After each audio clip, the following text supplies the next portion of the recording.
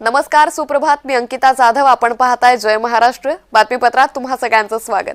बातमीपत्राच्या सुरुवातीला आजची सर्वात मोठी बातमी ती म्हणजे राजधानी दिल्लीच्या थंडीत आजपासून संसदेच्या हिवाळी चर्चेची शक्यता आहे. तर 3 आठवडे हे अधिवेशन चालणार आहे. त्यामुळे आजपासून संसदेच्या हिवाळी अधिवेशनाला सुरुवात होतीये. दिल्लीमधलं तापमान एकीकडे कमी होत असताना आता मात्र हिवाळी अधिवेशनामुळे दिल्लीतील राजकीय गरमी वाढणार असं चित्र दिसून येत आहे.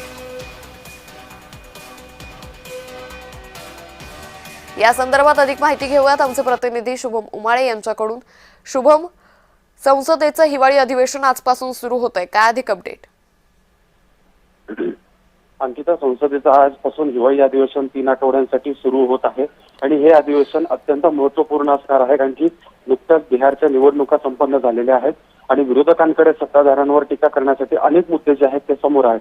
अनेकदा राहुल गांधी हे देखील पुरावे त्यांच्याकडे वोट चोरीबद्दल ते सांगत असतात आणि त्या अनुषंगाने हे अधिवेशन चांगलंच गाजणार असल्याचे एक अंदाज जो आहे तो येत आहे. इतकंच नव्हे तर मग जो दिल्लीमध्ये राजधानीमध्ये हल्ला झाला होता त्यावर देखील विरोधक सत्ताधाऱ्यांना कसे गिरतात हे देखील पाहणं महत्वाचं असणार आहे.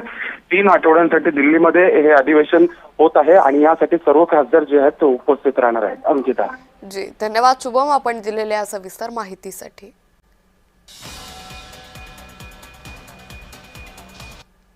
मंत्रिमंडळ आता पूर्णपणे भरलंय. सांगलीतल्या एकाही आमदाराला मंत्रिपद मिळणार नाही. मुख्यमंत्री देवेंद्र फडणवीस यांनी हे सूचक वक्तव्य केलंय. जयंत पाटलांचं नाव न घेता फडणवीसांनी हे वक्तव्य केलं.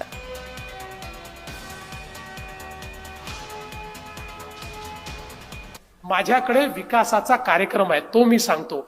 जे केला सांगतो, जे करणार आहे ते मी सांगतो. त्यामुळे मला टीका टिप्पणी करून या ठिकाणी मतं मिळवायची आवश्यकता नाही. फक्त एवढंच सांगतो, कोणाच्या मनामध्ये कन्फ्युजन नको म्हणून एकच गोष्ट क्लिअर करून देतो की माझ्या मंत्रिमंडळात आता कुठलीच वॅकन्सी नाही आहे, कुठलीच जागा माझ्याकडे आता नाही आहे. पूर्ण मंत्रिमंडळ आता माझं भरलेलं आहे. त्यामुळे आता मी काही तुम्ही नव्याने मागण्या करू नका. तुमच्यापैकी आता हे जेवढे आमदार बसलेले आहेत, आता तुम्ही सगळे वाट पाहत. तुमच्यापैकी कोणालाही मंत्री मी बनवणार नाही, बाहेरचा तर विषयच नाही.